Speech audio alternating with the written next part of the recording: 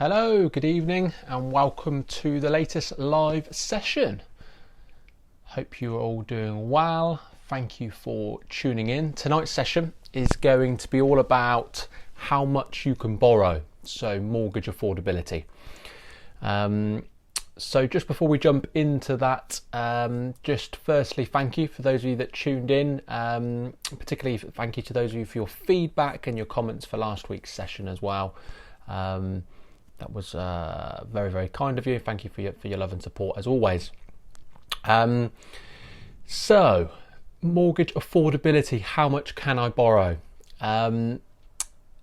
Essentially, lenders now use something called an affordability calculator to calculate how much you can borrow. Now, each and every lender has their own affordability calculator, and each and every lender will lend you a different amount of money depending on their affordability criteria. So think about it this way: we've got over 100 different lenders in the UK. That means we've got 100 different affordability calculators, so potentially 100 different amounts that you could borrow from each of those lenders based on their criteria and based on your circumstances. So there's pros and cons to that. The good thing is that if you can't borrow what you want from your own bank, there's a good chance that another lender would lend you what you want. The downside is it's quite difficult to go around 100 different lenders, and that's why using a mortgage broker, someone that can do that shopping around for you quite quickly and tell you what you can borrow across the whole of the market, is often beneficial. So affordability calculators is the new method of how lenders will calculate affordability. They've moved away from the good old-fashioned income multiples, although they do still play a part, and I'll share a bit more about that with you shortly.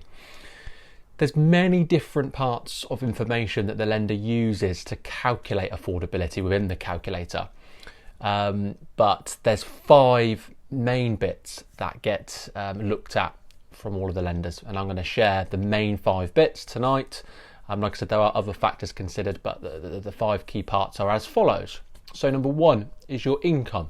Okay, so if you are employed, that would be your gross basic salary. So your income per annum before tax and any other deductions, your gross basic salary per year. They will also take a view on things such as overtime, bonuses, commission, shift allowances, depending on whether they are guaranteed and they're the same amount every single month. In that case, the lender may use 100% of those towards affordability.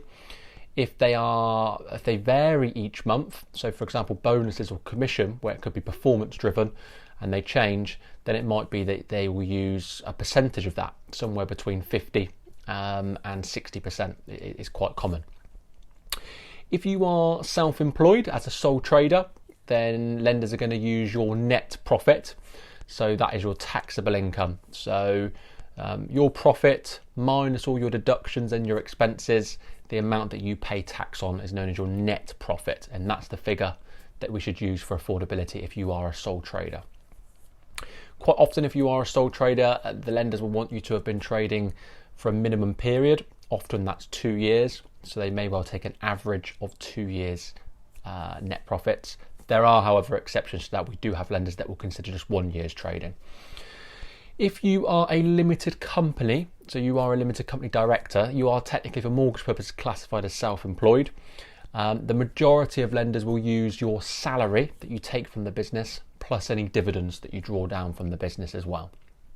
Now, there are some exceptions to that. So sometimes it doesn't always make sense for you to take out all of your income, all of your profits, or your percentage of the profits via salary and dividends, because for tax purposes. So some directors choose to leave that in the business. There are some lenders that will look upon that more favourably, so they could look at using your net profit of the limited company business or retained profit, but on the whole it's salary and dividends.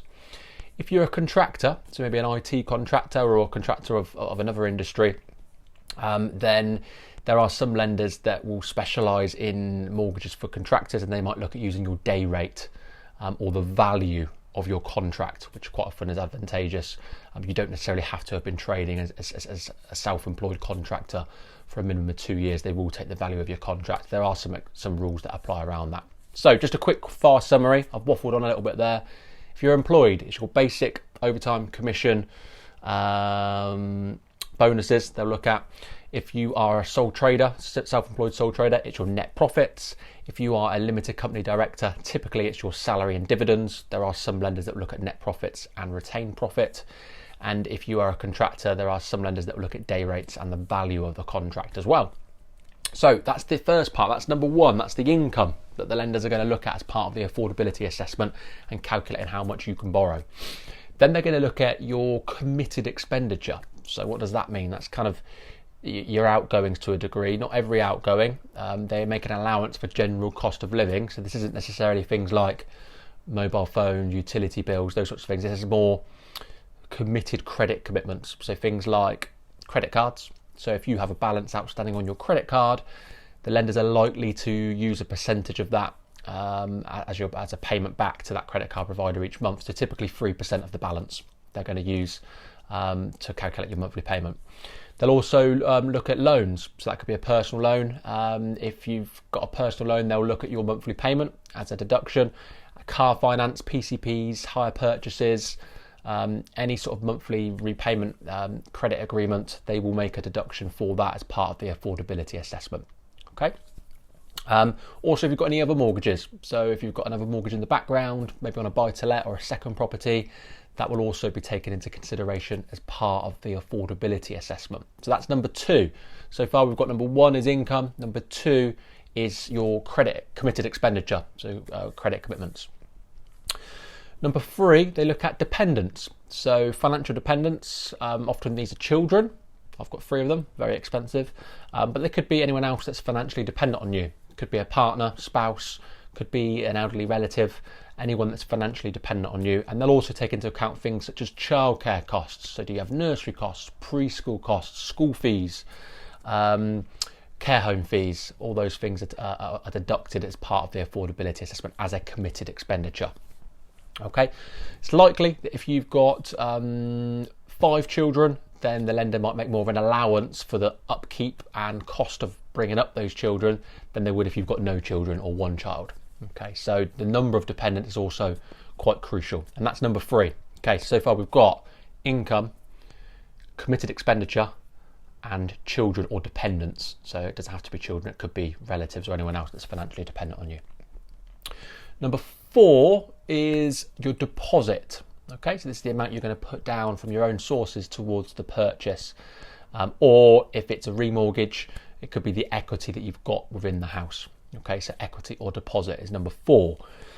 The higher the deposit, whether that be in savings or equity, the more generous the lenders tend to be when it comes to calculating how much you can borrow.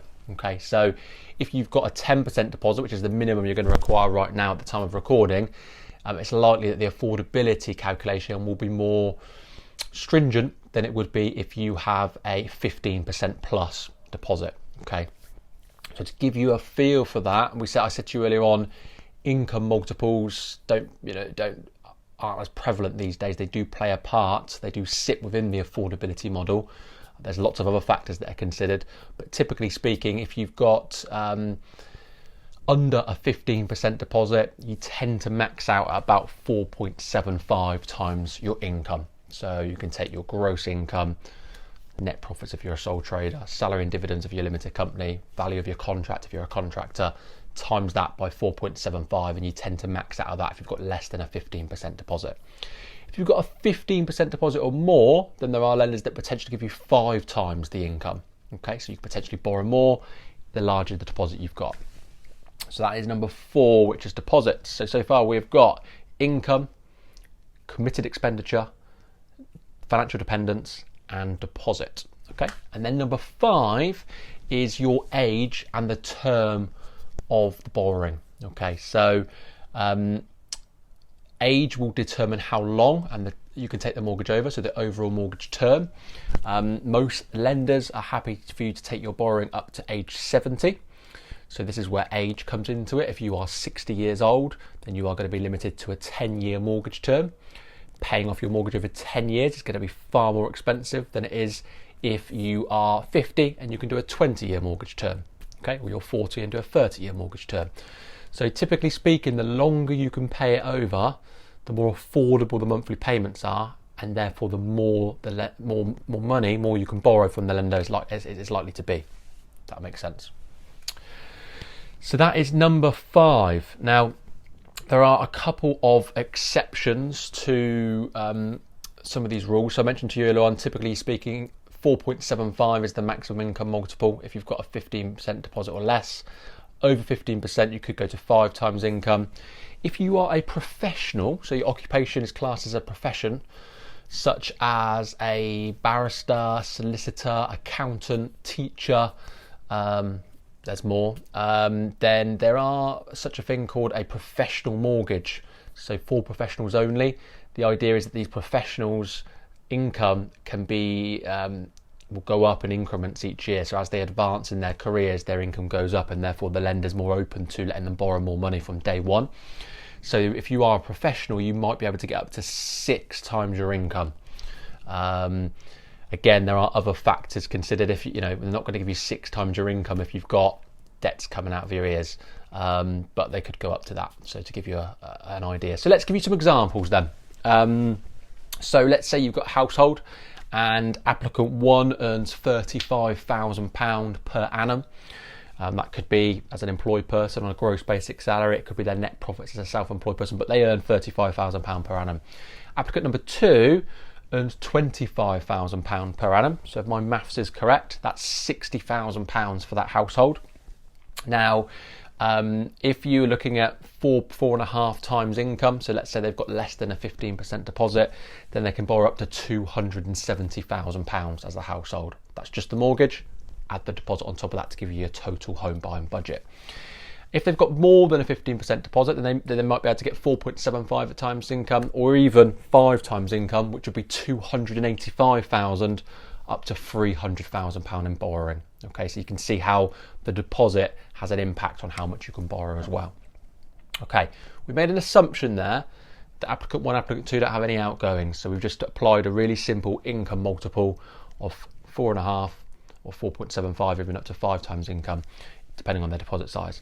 Let's throw into the mix that they've got some committed expenditure and see how that differs the amount they can borrow. So same scenario, applicant 1 on 35,000, applicant 2 on 25,000, household income £60,000, but this time round they've got committed expenditure. Let's say that applicant 1 has got a car finance agreement for £250 a month. Okay, so generally speaking, the way some lenders would look at this, and this is not how all the lenders will do it, it's just a general rule of thumb, they'll take 12 months worth of payments. Okay, so £250 a month, 12 months payments, £3,000.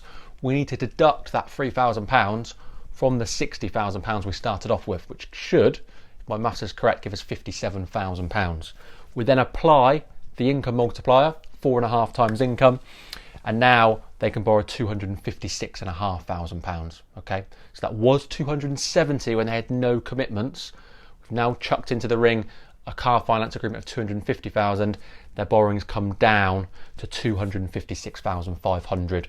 If they had more than a 15% deposit, then it might go up as much as 270,750, down from when they had no commitments of 285,000. So you can see the difference that these committed expenditure, loans, credit cards, car finance agreements can have on the amount that you can borrow. Does that make sense? I feel like I may have lost some of you. If you could just give me a little thumbs up to say that calculation makes sense. If you want me to do another little rerun, try and make more sense of it, I'm happy to do so. Some feedback would be good, guys. I've lost about 5 viewers by the looks of it. Good, so I'm going to do a bit of a recap across the whole session now. So just to confirm how lenders calculate how much you can borrow. So mortgage affordability, how much can I borrow? There are 5 key things the lenders are going to look at when they calculate how much you can borrow. The majority of lenders these days are now using mortgage affordability calculators, which take into account the following 5 things. Number 1, your income. If you are employed, that's your gross basic salary, and they will also consider things like overtime, bonuses, commission, shift allowances, car allowance. Some lenders will only take a percentage of that, others may take more of that. But that's the first thing they're going to look at is your income. Then they're going to take into account your committed expenditure. So things like credit card balances, car finance, personal loans, and they're going to make an allowance for that. Okay, so they're going to deduct that as part of the affordability assessment. That's number 2.